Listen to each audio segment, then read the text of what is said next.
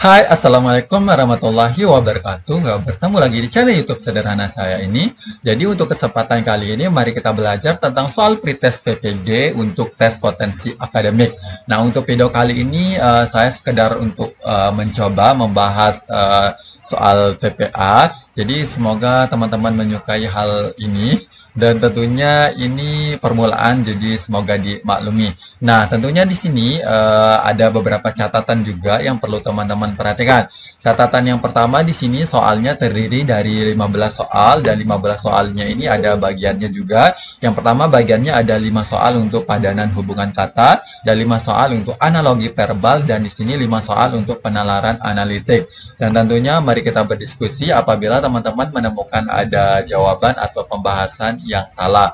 Oke, untuk tidak berlama-lama kita langsung ke soal yang pertama. Nah, untuk soal yang pertama ini kita mulai tentang padanan hubungan kata. Nah, di sini untuk hubungan kata ini yang pertama ini adalah telur, kemudian ada jentik, kemudian ada nyamuk. Nah, untuk optionnya yang A rajin, belajar, pandai, yang B adalah makan, kemudian ada kenyang dan sehat, yang C telur, ayam dan itik, yang D adalah besar, kemudian sedang dan kecil, yang E adalah ulat, kepompong dan kupu-kupu. Nah, untuk soal nomor satu ini kira-kira nih jawaban yang tepat yang mana? Oke, jadi untuk soal nomor satu ini jawaban yang tepat adalah yang E, yaitu ulat, kepompong, dan kupu-kupu. Nah, jadi ini perlu kita menganalisisnya juga. Jadi telur, jentik, dan nyamuk ini bisa kita kaitkan adalah tentang metamorfosis pada hewan. Jadi kita menalarkannya seperti ini ya. Jadi telur, kemudian telur ini berubah menjadi jentik, kemudian jentik ini berubah menjadi nyamuk. Begitupun dengan ulat, kepompong, dan kupu-kupu yang semula dari ulat kemudian berubah jadi kepompong dan akhirnya menjadi kupu-kupu. Jadi ini intinya adalah memperhatikan tentang metamorfosis pada hewan tersebut. Oke, sekarang kita beralih ke soal nomor 2. Nah, untuk soal nomor 2, ini ada pengarang, kemudian ada penerbit, kemudian ada buku. Nah, kira-kira nih jawaban yang tepatnya yang mana? Kita baca opsinya dulu ya. Yang A ini adalah penyanyi, kemudian adalah panggung, kemudian ada kaset. Yang B-nya adalah pematung, arca, pemeran. Yang C adalah petenis, kemudian ada lapangan, kemudian ada raket. Yang D ada nahkoda, kemudian ada kapal, kemudian ada laut. Berikutnya yang E adalah pelukis, kemudian ada galeri, kemudian ada lukisan. Nah, untuk soal nomor 2 ini jawaban yang tepat yang mana? Oke, jadi untuk soal nomor 2 ini jawaban yang tepat adalah yang E, yaitu pelukis, galeri, dan lukisan. Nah, untuk menganalisisnya kita bisa membacanya seperti ini. Jadi, pengarang itu bekerja di sebuah penerbit untuk menghasilkan buku. Nah, sedangkan untuk pelukis tentunya dia bekerja di sebuah galeri dan untuk menghasilkan lukisan. Oke, sekarang kita beralih ke soal nomor 3. Nah, untuk soal nomor 3 di sini sakit, kemudian berobat, kemudian sembuh. Nah, opsinya yang A minum, kemudian haus, kemudian nikmat. Yang B ada lapar, kemudian makan, kemudian kenyang. Yang C sakit, kemudian sembuh, kemudian berobat. Yang D adalah haus, kemudian minum, kemudian nikmat. Yang E adalah kenyang, kemudian lapar, dan makan. Nah, untuk soal nomor 3 ini kira-kira jawaban yang tepat yang mana? Oke, jadi untuk soal nomor 3 ini jawaban yang tepat adalah yang B, yaitu lapar, kemudian makan, kemudian kenyang. Nah, ini bisa kita baca seperti ini. Jadi ketika kita sakit tentunya kita berobat. Setelah kita berobat melakukan perobatan, tentunya insya Allah bakal sembuh atau menuju sembuh. Begitupun ketika kita lapar tentunya kita makan. Setelah kita makan pasti kita akan kenyang. Jadi kita membaca sistemnya seperti itu. Oke, sekarang kita lanjut ke soal nomor 4. Nah, untuk soal nomor 4 ada kereta api, kemudian di sini masinis, kemudian rel. Sedangkan untuk optionnya yang A ini ada mobil, kemudian ada sopir, kemudian ada garasi. Nah, yang B ada pesawat terbang, kemudian ada pilot, kemudian ada udara. Yang C ada motor, kemudian ada montir, yang kemudian ini adalah bengkel. Yang D adalah delman, kemudian ada kusir, kemudian ada kuda. Sedangkan yang E ini ada kuda, kemudian balap, ada kuda. Nah, untuk soal nomor 4 ini kira-kira jawaban yang tepat yang mana?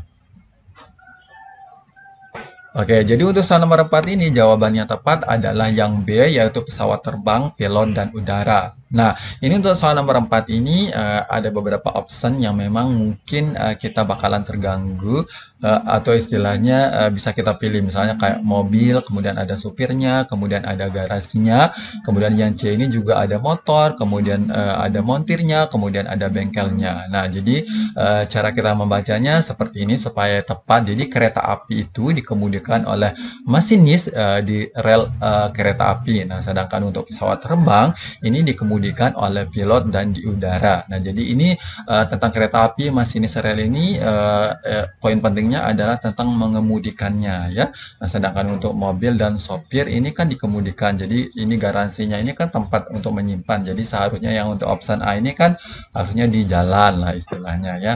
Oke, seperti itu cara kita membaca untuk soal nomor 4. Nah, sekarang kita beralih ke soal nomor 5. Nah, untuk nomor 5 ini ada kemasyarakatan, kemudian ini sosiologi, yang A-nya jiwa atau fisioterapi, sedangkan yang B-nya di sini pendidikan, kemudian psikologi, yang C adalah ramalan atau astrologi, berikutnya astrologi, yang D gunung yaitu demografi, sedangkan yang E di sini pemerintah dan antropologi. Nah, untuk soal nomor 5 ini kira-kira jawaban yang tepat yang mana?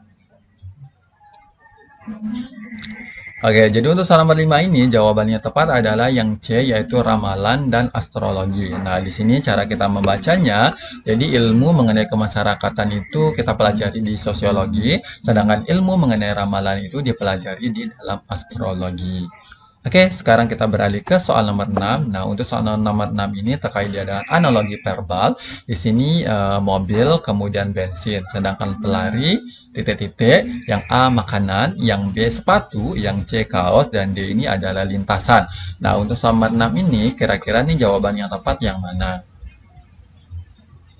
Oke, jadi untuk soal nomor 6 ini jawaban yang tepat adalah yang A yaitu makanan dan cara kita membacanya. Jadi mobil kalau berjalan itu tentunya membutuhkan bensin, tentunya pelari juga supaya energinya ada atau bisa berlari dengan baik tentunya membutuhkan yang namanya makanan. Oke, sekarang kita beralih ke soal nomor 7. Nah, soal nomor 7 ini ada dingin, kemudian selimut. Nah, kemudian ini hujan, kemudian titik-titik. Jadi yang opsinya A, air, yang B adalah baju, yang C adalah payung, yang D adalah jaket. Nah, jadi untuk soal nomor 7 ini kira-kira jawaban yang tepat yang mana? Oke, jadi untuk soal nomor 7 ini jawaban yang tepat adalah payung. Dan cara kita membaca, jadi ketika kita kedinginan tentunya kita membutuhkan yang namanya selimut. Nah, ketika hujan tentu yang kita butuhkan adalah payung. Ya, oke, jadi kita beralih saja ke soal nomor 8. Nah, untuk soal nomor 8 ini ada semir, sepatu, kemudian di sini ada sikat dan titik-titik. Nah, yang A ini kuku, kemudian yang B adalah rambut, sedangkan yang C ada televisi, yang D adalah gigi. Nah, kira-kira nih soal nomor 8 jawabannya tepat yang mana? Oke, jadi untuk soal nomor 8 ini jawaban yang tepat adalah yang D yaitu gigi. Nah, jadi cara kita membacanya yaitu semir kita gunakan untuk membersihkan sepatu, sedangkan sikat tentunya di sini untuk membersihkan gigi kita. Jadi itu caranya untuk soal nomor 8. Nah, sekarang untuk soal nomor 9 ada mikroskop, kemudian ada mikroba, kemudian di sini ada teleskop, titik-titik. Yang A adalah bakteri, kemudian yang B adalah jamur, yang C adalah teropong, sedangkan yang D ada bintang. Nah, untuk selama 9 ini kira-kira jawaban yang tepat yang mana? Oke, jadi untuk soal nomor 9 ini jawaban yang tepat adalah yang D yaitu bintang. Dan cara kita membaca tentu mikroskop kita gunakan untuk memeriksa atau meneliti yang namanya mikroba. Nah, sedangkan teleskop ini tentu digunakan untuk melihat bintang yang ada di langit. Oke, sekarang kita beralih ke soal nomor 10. Nah, ini untuk soal nomor 10, ini ada lebah, kemudian madu, kemudian di sini ada cendrawasih dan titik-titik. Nah, di sini yang A-nya ada bulu, kemudian yang B ada burung, sedangkan yang C adalah daging, yang D adalah suara.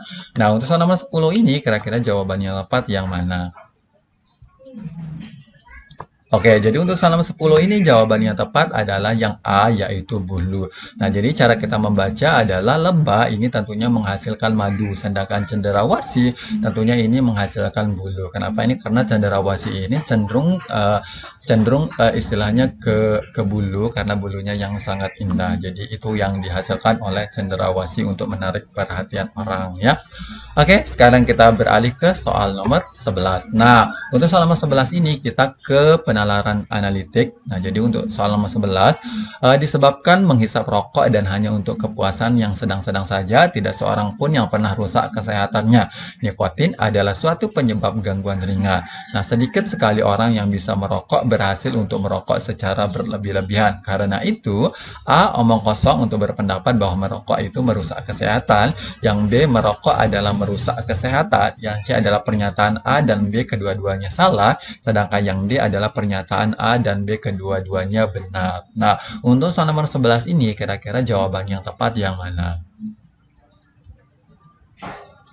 Oke, jadi untuk soal nomor 11 ini jawaban yang tepat adalah yang B, yaitu merokok adalah merusak kesehatan. Nah, di sini poin terpenting yang perlu kita perhatikan adalah yang di sini nikotin adalah suatu penyebab gangguan ringan. Jadi, walaupun di awal dipaparkan tentang rokok yang tidak terlalu berbahaya tentang kesehatan, tapi di mana rokok itu mengandung nikotin. Nah, jadi ibaratnya nih nikotin itu tentu akan mengganggu yang namanya kesehatan secara ringan, tapi kalau ini terus-menerus tentu ini sangat merusak kesehatan. Jadi perlu kita menganalisis atau perlu memperhatikan dengan teliti benar beberapa kalimat yang ada di teks itu yang bisa menjadi panduan kita untuk menjawab optionnya.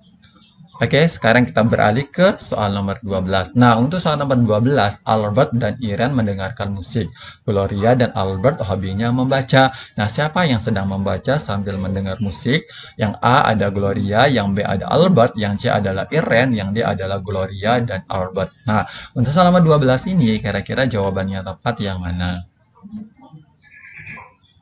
Oke, jadi untuk soal nomor 12 ini jawaban yang tepat adalah yang Albert. Tentu di sini saya rasa tidak terlalu sulit karena teksnya juga pendek, jadi tidak perlu kita terlalu menganalisis yang lebih dalam.